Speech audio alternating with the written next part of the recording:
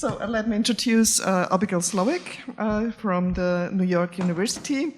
She's art historian, but also a master degree in conservation in history and archaeology. And for some time, she's now working with the project team LEOcode. And I heard last year at the IPH Congress a lot about this project, and now I'm curious what's going on.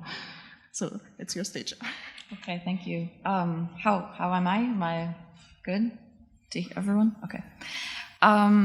So thank you. Thank you for your attention at the end of these series of talks. So I'm going to share with you a new online compendium of watermarks that were found in Leonardo da Vinci's papers that were analyzed using a suite of software-based paper analysis tools. And then I'm going to also briefly present a case study of putting the same tools into test on a blank ledger book in the Conservation Center study collection at NYU. So I will start by just outlining the contents of the website and how it's organized, and then we'll go and look at each software resource in more detail and a little bit about how it works. So I'm the graduate assistant to a larger research team, which consists of Margaret Holben Ellis at NYU, C. Richard Johnson Jr., Cornell, William A. Satharis, and Rushi Lian, both at the University of Wisconsin-Madison.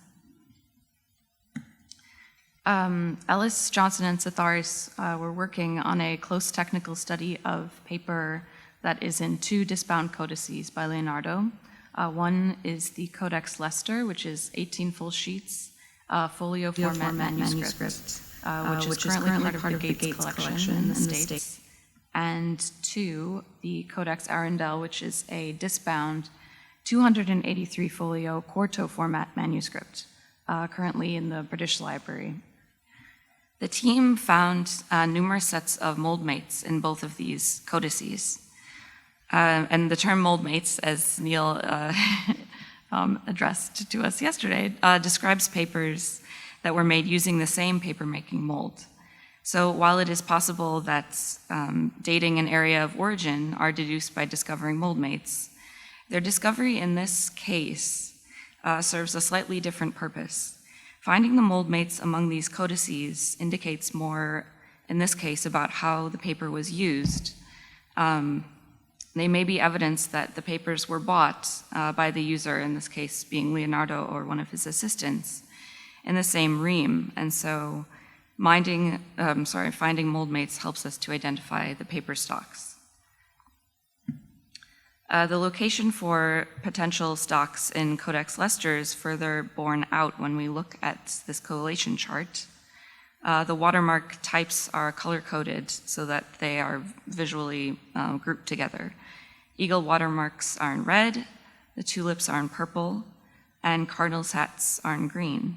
So with the exception of sheet 5, all of these full sheets occur in sequence with at least one mold mate or possible twin grouped together. So my role was to create an online compendium which contains the findings. And so there are two screenshots here from the site. The data are presented along with some supplemental essays and other information at leocode.org, which we were happy to announce went live just about a month ago. It's organized into sets of suspected mold mates that are contained in these two codices. And the structure of the site also accommodates pages for more mold mates found in other sources. So it's meant to be the root of a growing collection of images from various sources. Visitors to the site may find individual mold mate pages in two ways. The first way is to navigate to a particular folio or bifolio in one of the two codices. All papers from the codices which contain watermarks are listed here, and the links are provided where we have images for those watermarks. The other way that visitors may find a particular mold mate is to browse by watermark type. These line drawings that were created by Bill Satharis are for quick recognition only, and it's in order to suggest a watermark type for further investigation. The 6 types shown here, there are cardinals' hats, tulips, bulls' heads, eagles, scissors, and horns, represent all of the types of watermarks in the Codex Arundel and Codex Leicester for which moldmates have been found, either within or in some cases between the codices. There are also some images and drawings for all other watermarks that are present in the codices, featured on a separate page titled Others. The team is hoping that there will be more moldmates found in the future, allowing these others to be slowly integrated into the most common types. So once the visitor selects a particular iteration of these different types of watermarks, browsing either by source or by identifying visually an example, you are taken to a page which contains images and animated overlays that are available for all instances that contain this particular watermark. For example, the cardinal's hat group C, which is shown here. The header of the page, again, contains what you see here, which is the line drawing sort of for reference, as well as an animated overlay of 2 of the watermarks from the group. We follow that with introductory information, which applies to all of the moldmates in the group. A visual description which contains what differentiates this particular set of moldmates from other cardinals' hats, for example. In addition, we've provided a link to the briquet type or types of watermark that have been previously connected to these folios by Leonardo scholars, because these are important references in the scholarship. If you scroll down a little bit further down each moldmate page, you will find a section which lists images and animated overlays for each individual folio or bifolio. Then the thumbnails that are below can be selected and opened into the fuller size of the browser window to be viewed at a higher resolution. And on each group page, we've included overlay animations of both matching watermarks, that is, moldmates, as well as ones that don't match. So for example, within this group, the Cardinals Hats Group C, we have one initial overlay animation with 2 from that same group. And then we also introduce overlays with the other groups, groups A, B, D, and E. So I will give a little more context now before going into the software. The research goal of the team was to develop a set of software-aided image analysis techniques that can be used to establish moldmate status between sheets of European handmade laid paper. And of course, the key elements analyzed are what we see on the sheet here, which is modeled after the Codex Leicester sheet 3. One of the problems with the traditional approach of dating papers by watermark type has always been that some types were in use for decades and others for centuries. And of course, the age of digital photography makes this whole task easier. But with digital images, there are many issues still of differences in size, scale, and resolution, especially if you are trying to compare different images. So the software was particularly developed to get around this by using ratios between elements in a given sheet of paper instead of absolute size. So the suite of software tools designed by Satharis and Johnson allow for what has been termed computational coding of paper. In other words, producing a set of numbers and other didactic tools that will help characterize the shape and position of the paper features. And in the preparation of the software, I participated as a beta tester, which was to help gauge the user-friendliness of the software, especially for users such as myself who have no specialized background in signal processing or computer programming. So there are 5 individual programs included: watermarkMarker, chainlineMarker, laid line density mapping, watermarkPointmarker, and visualizeOverlays. And just for future reference, at the conclusion of this talk is a link to the GitHub repository for the programs, with the exception of the laid line density mapping, which is not quite ready yet for general use, but it's still under development.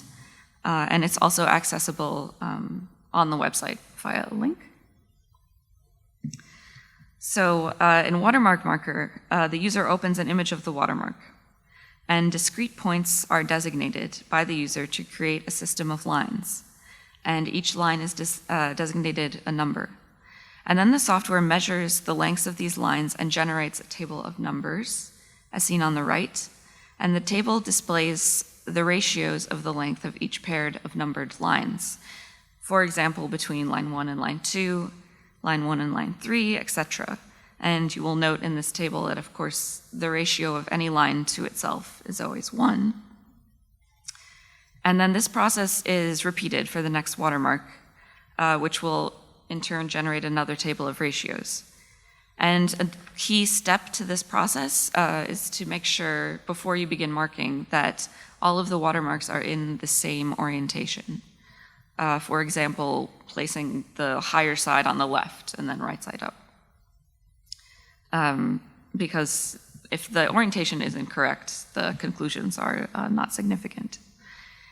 If these ratios between the two marked watermarks are very similar, then the papers compared are possibly moldmates. So after you mark all the watermarks and you have the ratios, you can sort of quantify the similarity of the shapes. And by doing this, you may do this by charting them in a line graph, such as the one that we see here. It compares the results of 4 marked scissors watermarks in the Codex Arundel. 3 papers represented with blue lines are the suspected moldmates. And the orange dotted line represents a watermark that appears to be too different to be part of the group. The likely groups may be further confirmed by calculating the ranges of the values, which are visible in the bottom of the middle screen outlined in blue. Satharis and Johnson suggest that if the total range of ratios between a group is less than 0.1, then the group is likely to be moldmates. The line graph itself also helps us to visually conceptualize these values by allowing us to see the paths of the lines as trends. For example, the ratios of lines 6 and 3 and 6 and 5 are quite distinctive between the blue group and the orange group. In these cases, the orange values are clear outliers compared to the blue group. So chainlineMarker functions in a very similar way and analyzes the distances between chain lines.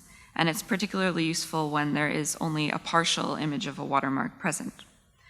Again, the user marks the distance between chain lines on a single axis this time, and each distance is assigned a number, and then the ratios are generated into a table.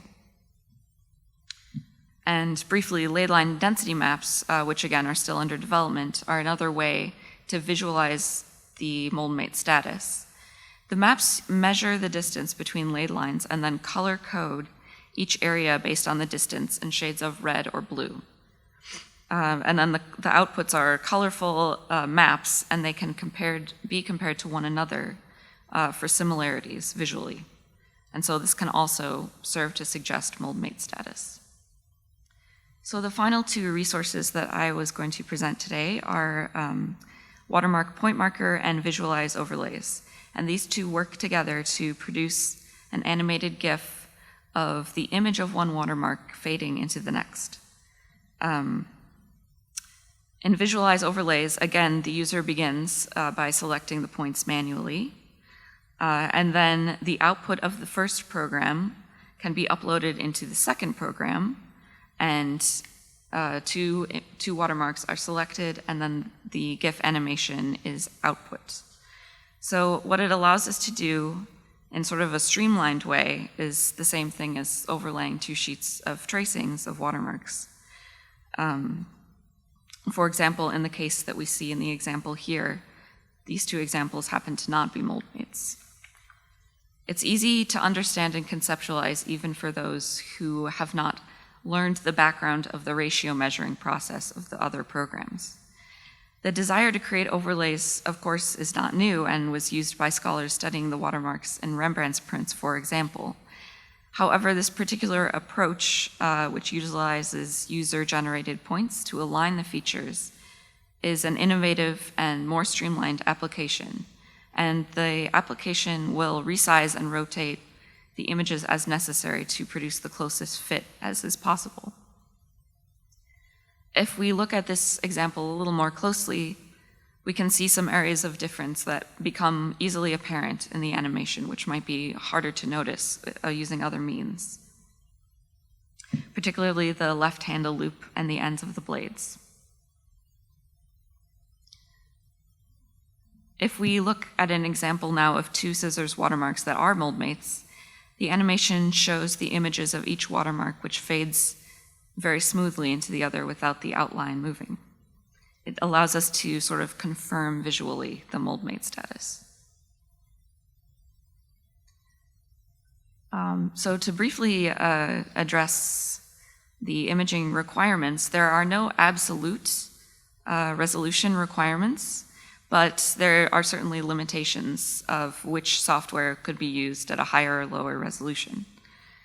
For example, a sort of a non-stabilized unlevel shot may not be very useful because we are measuring very small distances in the sheet, so dimensional faithfulness to the actual sheet is very important.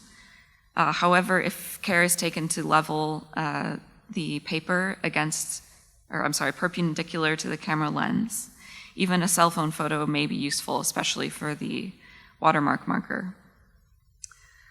Of course, beta radiography provides images that may be used with these software tools.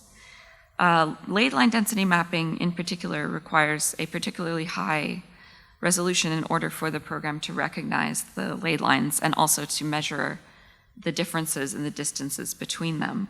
So it's suggested that the pixels per inch on the actual item must be 600. So it's relatively high. Otherwise the data may not be very useful. In the case of LEOcode, the visual interference of media in the transmitted light images needed to be removed. So there's also another software element that's not quite ready yet for general use, but it is still under development, and it's termed denoising to clarify the internal structural features. The input is a transmitted light image and then images of the sheet in recto and verso. And it will align and export the transmitted light image with the media subtracted. I did a short case study using the software to see how faithful it was when utilized against sort of a known set of moldmates and twins. And for this study, I used a set of papers that's part of the study collection at the Conservation Center at NYU. We have a collection of historic papers that was donated several decades ago. There's a variety of blank papers dating from the 14th to the 19th century. Among them was a partial Disbound blank book that was pictured here. The paper is a folio format, ruled, split along the center fold, foliated in brown ink, and otherwise completely blank, which made it an ideal candidate for my study. To image the folios, I simply imaged them in transmitted light on the left, and then I did a little bit of post-processing clarification using Adobe Photoshop, discarding color information and adjusting levels. So after marking with watermarkMarker, the watermark is a Letelier coat of arms. The software exported a rendering of the lines of each watermark, as well as a table of ratios, as we saw earlier.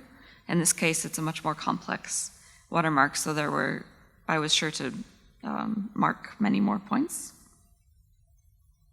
And I chose this set of ratios to use with to make the chart to compare the ratios. So this is the chart that I made, very similar to the one seen before. I had visually noticed when going through all of the watermarks sort of two distinct types. And I coded them in this graph, orange and blue, to sort of see if the results of the software went along with my visual observations. If we look at the lines on the plot, that we can see that they are sort of following orange and blue into two trends. And there's a couple of a couple of ratios where this is most apparent for lines 3 and 4 and line 4 to 5. The ratios of lines 3 and 4 and 4 and 5. So there are no values in the sort of larger span here. And so it's a strong indicator that the software is faithful to suggest two sets of mold mates, which is what would be expected from a single paper stock. And I will note, however, that I did not achieve the range of 0.1 that is suggested for mold mate status as a user with not extremely high resolution photographs. They're probably about 250 dots per inch on the object. However, I was using professional equipment and a stabilized copy stand, so this could suggest that maybe the suggested range of 0.1 for a mold mate status could be expanded slightly. So I will move on again to the website. So in addition to the compendium of the watermarks that I addressed earlier, there is a section that Bill Sitharis has been working on called Library Builder, and it's an invitation to participation in the project. So it provides access, again, to the suite of software tools and describes in detail how they may be used. In addition,